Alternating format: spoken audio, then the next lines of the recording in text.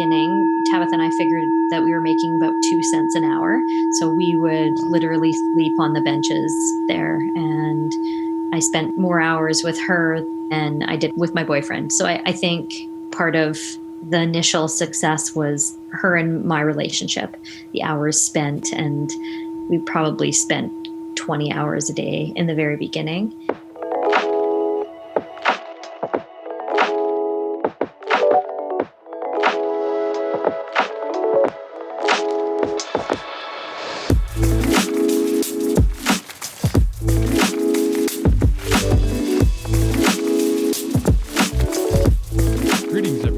Welcome to episode number 15 of the Rose Bros podcast, where the idea is to share insights from other entrepreneurs, athletes, and interesting people in general, all the while enjoying a nice cup of Rose Bros coffee. This episode, we are joined by Dalia Kohen, co-founder of the Coup, a modern-day vegetarian restaurant serving fresh, whole, organic, local foods and beverages. Dalia started the Coup in 2005 after she spotted an opportunity in Calgary for a restaurant that built upon her passions for organic vegetarian food, permaculture, and sustainability in general. Through a lot of hard work and passion, Dalia, along with her business partners, has built the Coup into a viable business that gained a reputation as one of Calgary's best restaurants with high-quality food and a great atmosphere. Within the past few months, and on the eve of COVID, Dalia negotiated a sale of the Coup and has successfully moved on from the business, leaving behind a great brand and business for the new owners.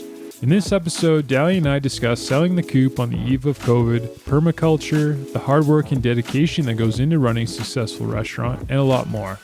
And as noted above, Dalia has since sold the Coup, so it'll be interesting to see what she does next. Enjoy the show. Dalia, welcome to the Rose Bros podcast. Thank you for taking the time to sit down. I appreciate it. Yeah, thanks for taking the time to chat with me. Like we were saying, I gather you are in the country right now in the midst of building a new house. Yeah, it's a renovation on a 1900s house in town, so still in Sunnyside. And so we're staying out in Millerville and feel really fortunate to be out here right now and with a mountain view and fresh air. Absolutely. Given everything that's been going on, I'm sure it's nice to get out of the city a little bit. Yeah. Let's start from the topic of the show. You were the co-founder of the Coup, the popular restaurant in Calgary. Can you explain what the Coup is and what has transpired in the last month or two?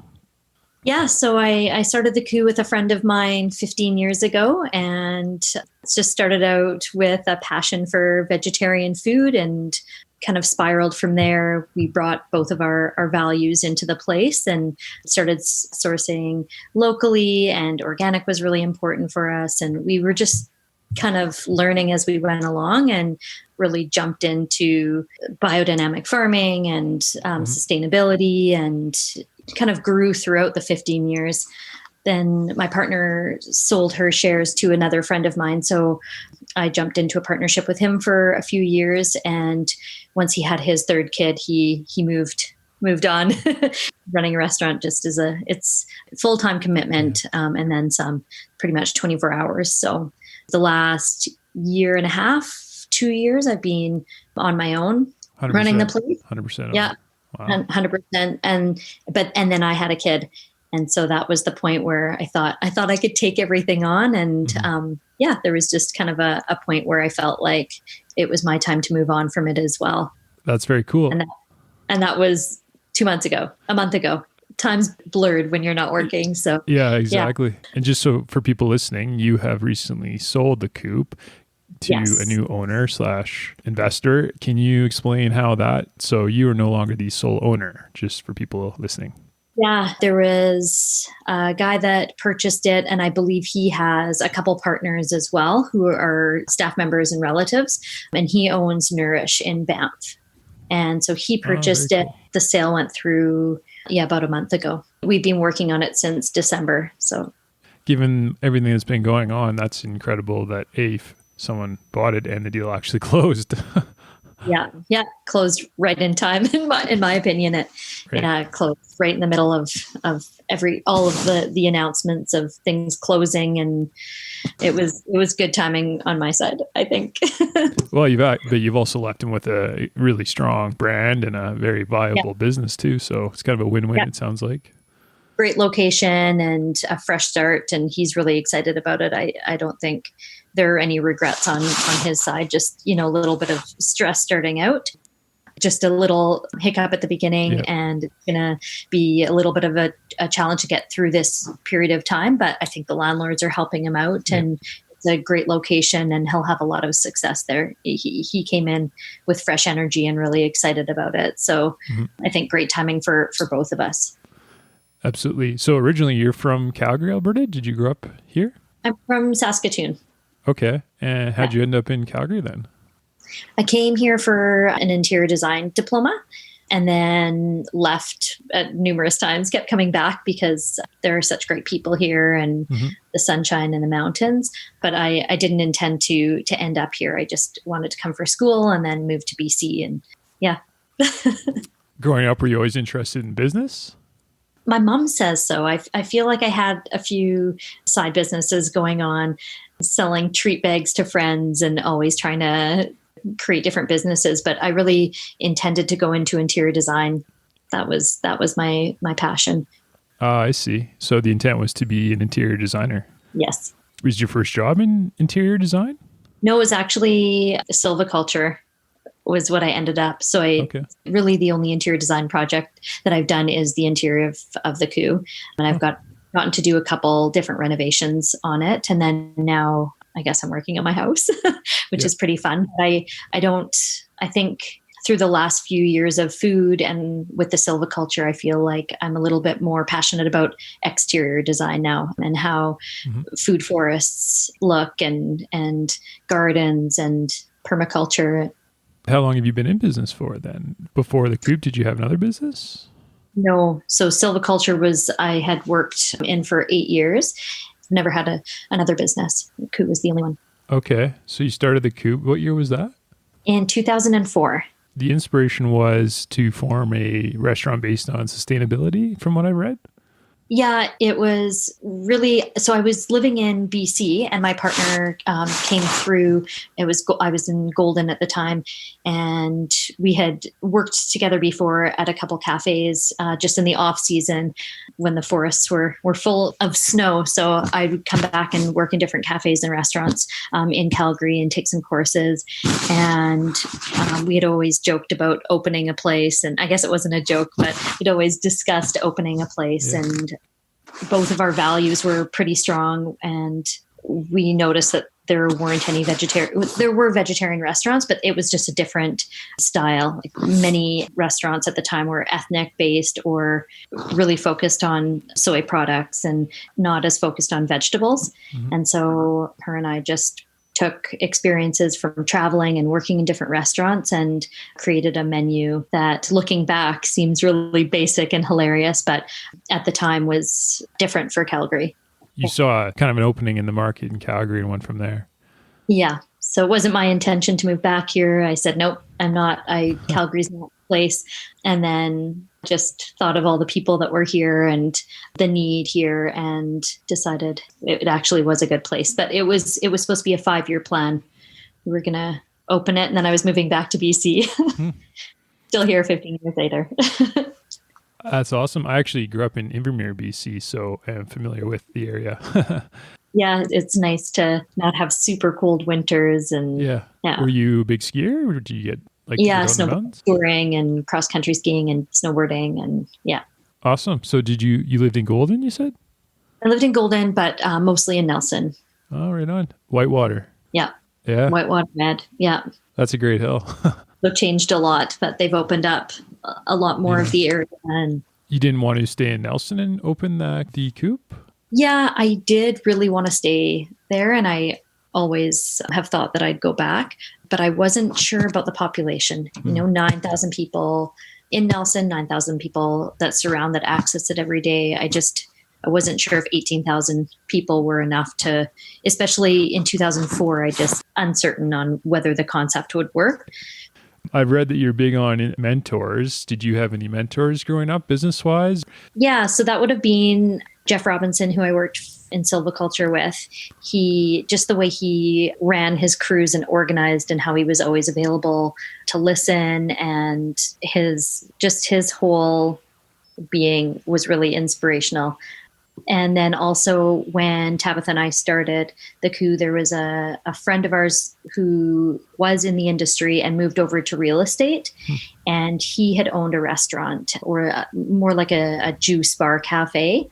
And his partnership wasn't that successful. And I looked at him as a mentor. It was really interesting to hear the potentials and not the negative side of things, but the reality of it, and learn from his mistakes. Mm-hmm. Jeff, your other mentor, was he an entrepreneur as well? Yeah, so he started a tree planting company, and then he had sold it. And when I had first started working with him, he was working for a company, and then I moved with him when he opened his business, and then he sold it, and then he bought it again. So he's still in the industry now, but he had taken a little bit of a gap to be a financial advisor as well. And I think that he always kind of snuck that in there with his business as well, the financial side and the importance of numbers. Running a legitimate business. We use One Tree Planted when we plant a tree for each sale. Is that what Jeff does, or? No, it's more of it like a tree planting company. They do the literal planting. Yeah. So he's based out of Williams Lake. Cool. And so I started with him planting, and then I moved to doing the checking and silviculture surveys and regeneration surveys. So you have become a restaurateur along the way with a successful restaurant. I've read also you've had a lot of motivation for restaurants in New York. To you, what makes a good restaurant? What are the key ingredients that have really built the Coup along the way? I think being passionate about the ingredients and supporting the community. I also think the staff, when it becomes an atmosphere of people just enjoying each other and enjoying the familiar faces that come in, it doesn't feel like work. Mm-hmm. People aren't robotic, they're themselves. And I think just like a casual atmosphere where people are really passionate about what they're doing. And for so many years, we had kept staff that had been there for 8 years, 9 years, that, really, to them, I don't think that they came in and saw it as work. They got to hang out with their friends and stand behind the food that they were serving. Passion behind the product and the idea. What about menu, venue, setting, location? How are those factoring in?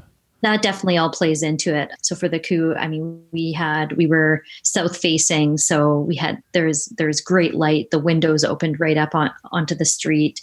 There weren't a lot of restaurants initially that had windows that opened like that. And I think just bringing the inside out in the sunny months, in the warm months, being on the right side of the street, I think it all played in. I want to say the interior design of the place. I think every little part played a piece. Do you think your background in interior design really helped with the setting of the restaurant, maybe even your artistic creativity with the menu and the design of the logo? I like to think so. The logo was a friend of ours that had done, but the colors, we chose the colors, and I think it really ambiance, like dimmer lights, and the music was all curated. Like I would go home on a Saturday night after working 10 hours and make a play, sit down for hours and choose songs. And a lot of people commented on that, and they could tell that there was effort put in. It wasn't necessarily just Spotify put on or iTunes. They were songs that kind of had a great feel and encompassed the space. When Tabitha and I first wrote the business plan, we included, back then it was a CD, we included a CD with it because we knew that everything, like we wanted to paint the picture of the atmosphere and had a definite vision for what we wanted. As far as inspiration for restaurants in New York, do you have any particular that you liked? Oh my gosh, there are way too many. And every time I go back, restaurants flip. There are new restaurants. There isn't really one or two that I can pick out. I think their use of, they have a lot more access to different ingredients, international cuisine, just with it being such a mix of different cultures, the authenticity in their food. I just think it's really challenging to run a restaurant there. And so only the best survive. I mean, there are a few that I would continuously go back to, but I try to make an effort to go to different ones all the time and see what's happening. I worked at Anissa and ABC Kitchen when I was living there, and both of those places had a huge influence on my cooking. And I think it's not necessarily style like Anissa's fine dining, and it's not vegetarian, but I just think the attention to detail and the colors on plates really was incredible. And with ABC, they really focused on unique dishes. They supported local potters and sourced their food. They would get their fish in every day. Their ingredients were pretty incredible, both places. A few weeks ago, I talked to Peter Freyberg, the owner of Grumman's Deli here in Calgary, and we talked about Katz's in New York. Have you ever been there? I haven't. I passed it all the time. I lived pretty close to it. It was fairly busy, deli that it had meat, so I didn't often go in, but I heard that they were pretty popular for their pickles and stuff as well. So I've always had an interest in those 100-year-old Jewish delis, and we talked about Sherman's in Palm Springs. And do you ever frequent those places or anything like that? No, my dad talks about that place as well because he goes down in the winter to Palm Springs. Right. But oftentimes they're known for their roast beef, like the meat sandwiches, and so I don't go in that often. Right, that's kind of the anti-Coup. I'm sure the one in Palm Springs, I don't think there actually is anything that's vegetarian from what my dad's told me.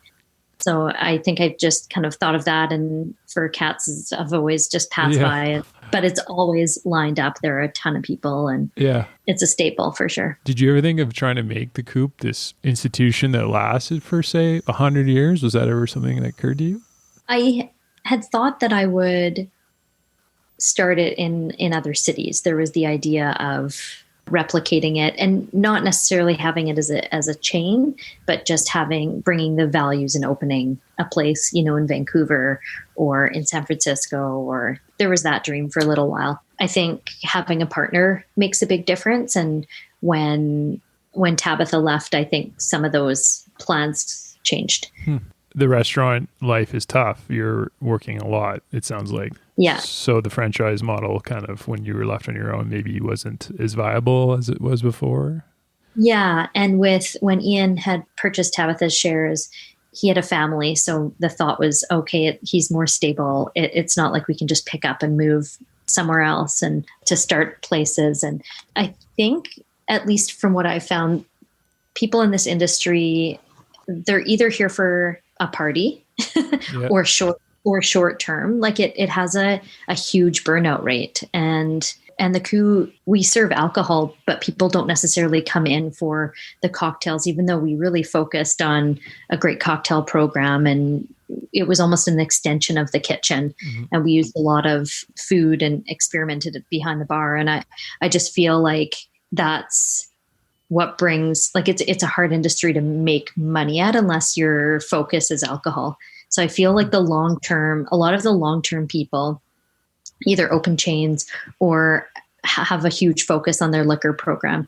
And I think that's one thing that makes it hard for a place like the Coup I wouldn't say that we were still able to keep our food costs 25 to 30%, which is pretty good for the quality that we used. But the profit margin is still 4% if you're lucky. And I think that expanding and growing, it's hard to start something else when you have 4% profit. Yeah. Did you go into the restaurant business thinking you wanted to be a millionaire? Was it more a labor of love? Labor of love for sure. Okay. Like 100%. I've never really focused on the financial side of it. I've always thought, it would be nice to make a little bit more to be able to start something else, but it's never been about the money. What's ironic is a lot of people who end up with success have success because they start a business, not necessarily to become rich, if you know what I mean? Yeah. In your case, the restaurant was successful and you ended up with a sale, which is not necessarily your goal, but it was a viable business. Do you think that having that culture and not necessarily being all about the money was important? I think so. I think it was important for me, and I think that the guests and the staff that have come through the place over the years, and it'll be really interesting to watch what happens in the future with the place, because you can sell business, but I don't think you can sell necessarily the values or the heart behind it. So it'll be interesting to see what happens with it. Work-wise, what kind of hours did you have to put in running a successful restaurant like the Coup? It wasn't a 9 to 5, I'm guessing. No, it was in the very beginning. Tabitha and I figured that we were making about 2 cents an hour. So we would literally sleep on the benches there. And I spent more hours with her than I did with my boyfriend. So I think part of the initial success was her and my relationship, the hours spent, and we probably spent 20 hours a day in the very beginning there. And it went in waves. We had at one point 40 staff, and restaurant staff are somewhat transient. People in school and wanting to travel. We kept hiring people that were like us, which were people that didn't really sit still. People that, wanted to travel the world or move to BC or go to all the summer festivals. Mm-hmm. So we worked a lot. Having a business partner can be challenging. When you started out, I'm sure you were on good terms. Did everything work out, or are you still friends? Can you touch on? Yeah, we're still great friends. So right when we were kind of parting ways, I think there was a moment where we kind of backed away from each other a little bit. We still remained friends, but we weren't spending as much time together. And I think that was just, no matter what, when someone leaves, it's like a breakup. So you either feel like you didn't make enough money, or maybe you made the wrong decision, or that person's leaving me, So I think there were some of those types of feelings, but we're still super great friends. And that was just like a very brief moment in time. Would you advise a business partner to someone starting a new business, or would you say go it alone? Oh, I'm 50-50 with that. I feel like it's so much more fun with a partner. Mm-hmm. Anytime you have that moment of doubt, or oftentimes you just need to bounce ideas off each other and get the creativity going. And I think that really having that partner makes you feel sane and calm and a little bit more confident. So not having a partner is great because, I don't know, for certain people, like I might do well on my own. No. Yeah. I'd say have a partner. Yeah. It's just a lot more fun. And it's really rare that one person knows everything. So you really would get that person that you get along with and have the same values with, but that might have a little bit more knowledge in one area. Like Tabitha was better with the numbers, and she was a little bit more shy, but we both were passionate about cooking. So I think we could share that and then divide other duties so that we kind of had our own areas that didn't overlap. Interesting, because you read a lot of accounts of people with business partners that just sour, and oftentimes people advise you to be very careful who you select as a business partner, but it sounds like it worked out for you. Yeah. And it worked out with the second partner as well. We were very, very different people, but I think keeping good communication and having a respect for each other, I think really worked. And then after I bought his shares, I thought, not having a partner, it's the way to go, because I can make all the decisions by myself. I don't need to be stressed about what someone else is doing. And it was really lonely. I didn't feel as creative. Just not having that person that you're working with on something, it was really lonely not having a partner. When you were looking for a business partner, how did you vet people, or was it a shared interest in the idea? Was there a process that you used? So for Ian, he is one of my friend's nephews. So I've known him since he was 10, and he had gone to SAIT for the hospitality management program. And so I had approached him, and it was pretty easy with him. Initially, when Tabitha had told me that she wanted to sell her shares, we had looked around, and I just really felt like nobody I connected with had come forward. So it was a process. She had wanted to sell for quite a while before Ian came along. When Ian left, I thought, okay, I'll find another partner and I'll keep the Coup. But I guess I'm pretty particular on it. I definitely need to have the right partner. I wouldn't just jump in with anybody. And I think that's why decided to put the place up for sale. It just, the right partner just wasn't coming along, and there were a couple opportunities, and I just, having a partner that I really connect with is important. So what do you look for? Trust, I guess, all the usual things, dependability, reliability. Values are the number one thing. Business sense. How do you detect that? Values or both? I think just spending a lot of time with the person and getting into conversations of things that, and putting everything on the table, is saying what's important to you, and not hiding anything. And maybe I was just lucky with the first two. I know more people who haven't been successful with partners than who have. But even for this next venture, I had a couple people that I was going to go into partnership with, and it didn't work out. Super great people. Still hope we can keep a friendship. But again, I was just from the beginning right up front about things that I look for and things that I'm not interested in. And I'm just not going to hide it and sugarcoat it just to get a partner, then to have success later on. Getting back to motivations to get into business, were your parents in business? Your dad or your mom or your grandparents? Yeah, who was? Like what sparked the flame?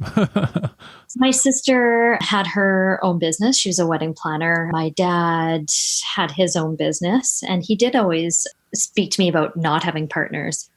Yeah. I guess my parents actually were in business together as well. They owned a bookstore a number of years ago in Toronto. So I've never thought of it, but it probably is in the family, even in family members that I'm even unaware of. It's somewhere in my blood. Entrepreneurial, or just think, you look back at people before the term entrepreneur was popular, it was just maybe trying to pay the bills and you had no other option. Yeah. And if you ask my mom, she'd say that I just don't like to follow other people's rules. Yeah. I make up my own. Absolutely. Are you like that? Yeah. Yes. Yeah, I would say. How long did you have a boss for? Well, so I started working when I was 15, 10 years. Yeah. It took a while for you to realize maybe that you didn't like to work for someone. Yeah. Yeah. So it's going to be interesting going forwards what happens. I feel like for a little while it would be nice to work for somebody and just not have responsibility for a little while. Well, and then jump back into it. Yeah, that's the flip side, right? When you work for a big company, there is a lot of security there. Yeah. And just not going to bed with your phone right beside your head, somebody that might call in sick, or a break-in that might happen, or a pipe that might be leaking. It'll just be nice to not have that stress for a little while.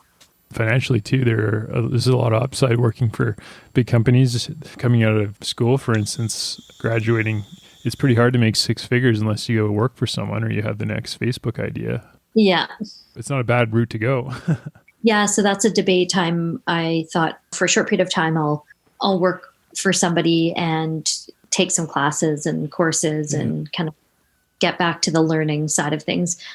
It did feel like I felt a little bit stagnant at the end of the 15 years. So there's always something to learn. I just felt like I wasn't pushing myself in the right direction. So maybe the structure of classes and courses will help.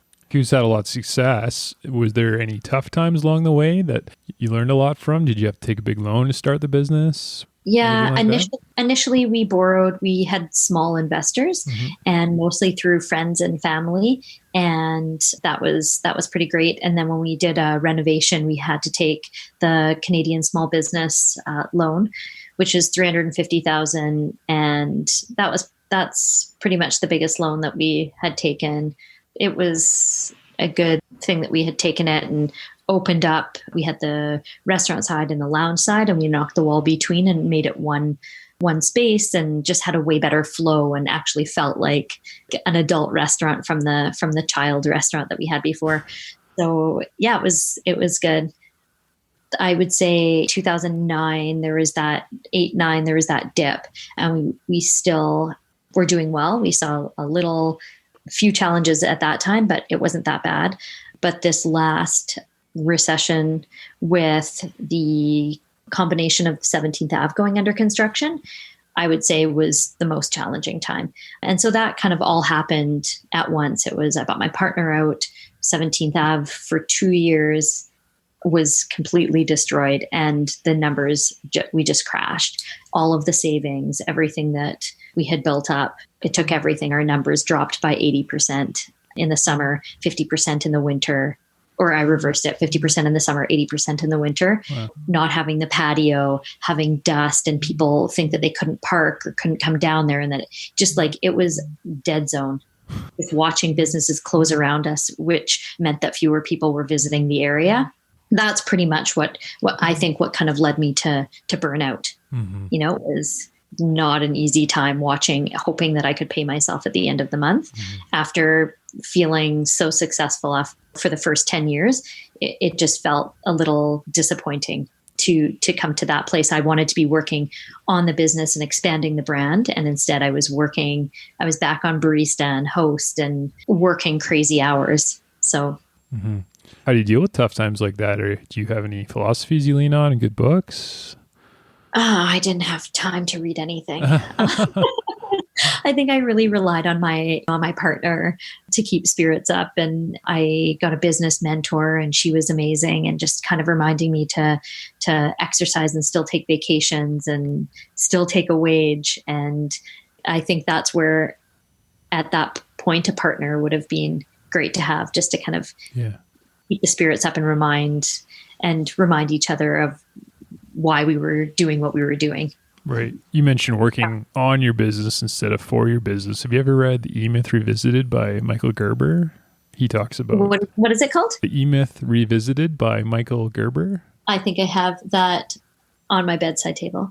Yeah. I haven't read it yet. I haven't read it. He talks... But it's right there. Yeah. Well, that's the idea, is you're not getting trapped in your business. You're working more high level strategic. Yeah, and I think one thing, and it's not a regret at all. It's just something that I would suggest to somebody that's starting a business. Is we came in with Tabitha and I had such energy and passion, but we didn't necessarily have all of the controls and paperwork at the beginning and systems in place, and not enough time in the beginning to take courses and to learn all of that. So it was a struggle getting all of that going.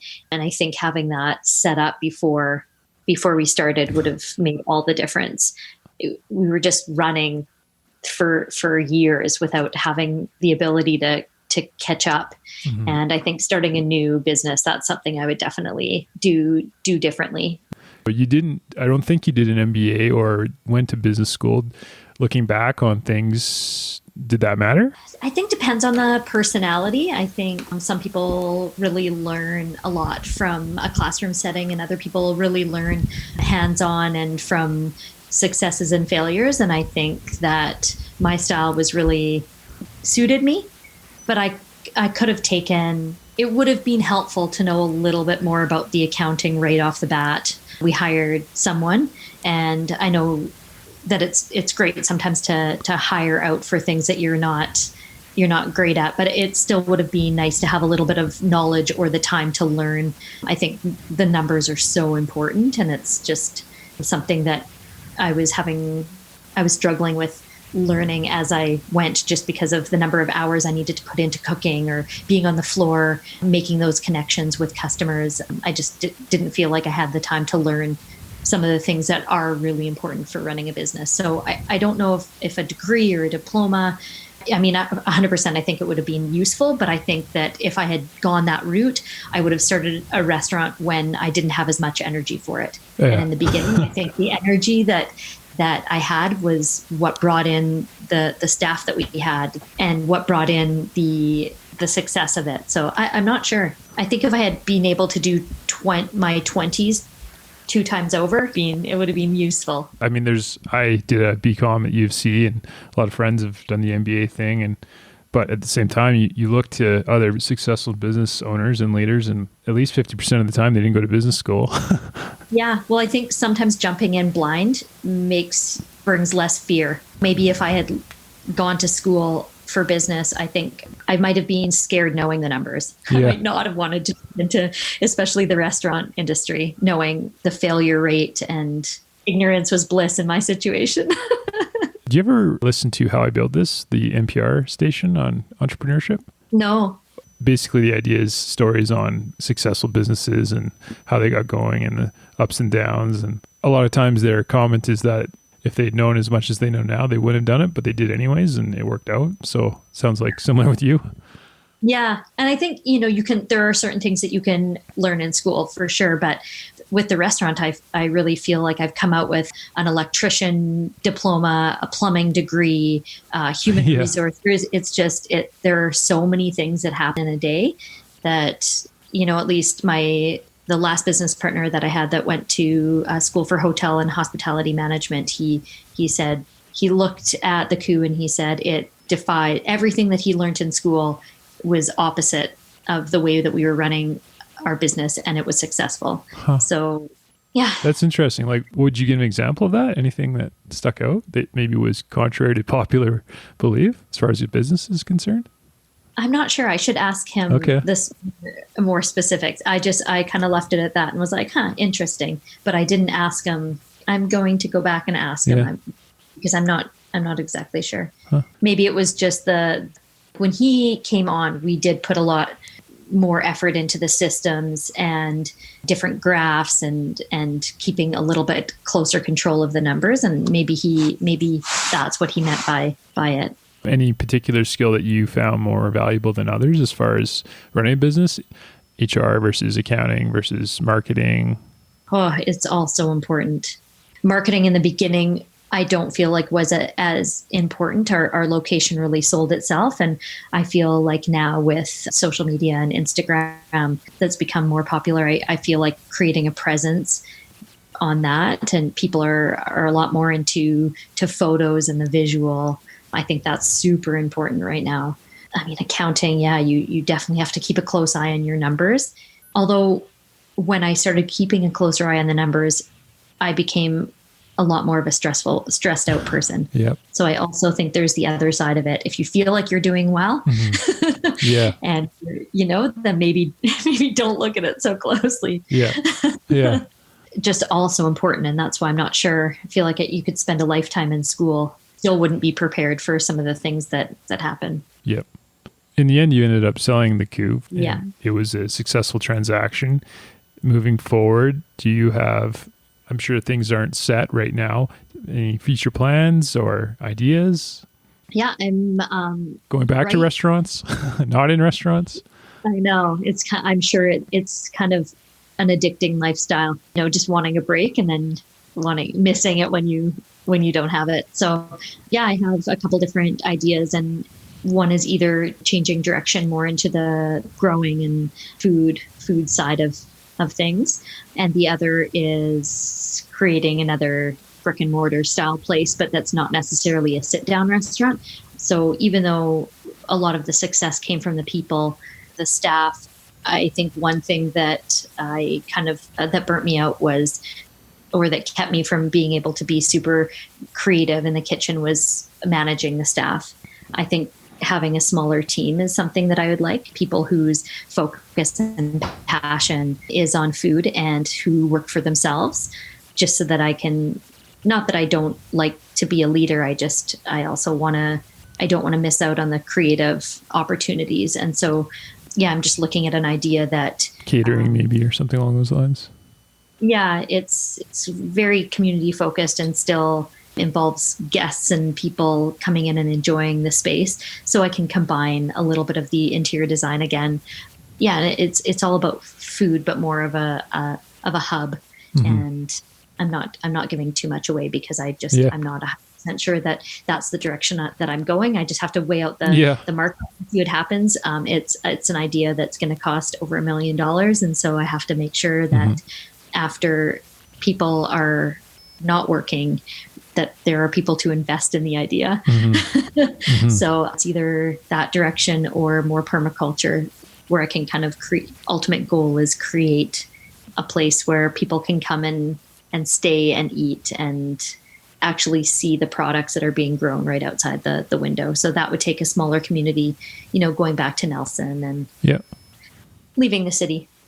Yeah. I just need a little bit of a break to see which direction, because they're drastically different. When you talk about sustainability with your food and your restaurants, what did you mean by sustainability in the first place? Just living more of a permaculture style, getting food that is from your area in season, being conscious of if you buy things and don't grow it, being conscious of what packaging it comes in, supporting places that also have those same values. So just really looking into products and where they come from and conscious purchasing. That's a really good snapshot of the Coup and yourself and your story and some of your ups and downs and struggles. Where you're at now, knowing what you know now, what advice would you give to a young entrepreneur just starting out in their career now? I do think getting a mentor for sure, or one or two, and a partner. I guess depends on which business. I would say for a restaurant, having a partner, just knowing the number of hours that you need to put in. I think I would say just not overthinking it, doing research, but not being afraid, because even in a failure, there are successes. And I think a lot of what holds people back are just the fear of not going for it. And I think that was a benefit of being young and not necessarily having the business education. It benefited me in that I didn't have the fear. The more people said, "Oh, are you sure? You can't do that," or "You haven't gone to school," the more I wanted to jump in and do it. I think sometimes you just have to go for it, and things will work out if you have a big passion for it. A lot of people advise when you start a business to solve a problem. Do you think that passion is more important than that? Or do you think that it's more important to find a market need? I think you definitely have to find the need for it as well, know, and be prepared to maybe move somewhere else if it's not. Like Calgary was not the place that I necessarily wanted to be in, but I saw the need here combined with the passion. So yeah, I think you definitely have to, do research and make sure that there is the need for it, and not jump in blind but smart. Right. Yes. Yeah. Well, I think that's a great place to leave it. Yeah. We'll end it there. So thank you for taking the time to talk to the show. Yeah, thank you. We'll stop it there. Hey everyone, thanks for listening. Hopefully you enjoyed the show. If you liked what you heard, head over to rosebros.ca where we will have upcoming episodes. You can also find our coffee and chocolate there, where we plant one tree for every bag or bar sold through our partnership with One Tree Planted, a non-for-profit organization focused on global reforestation. Otherwise, until next time, happy coffee drinking.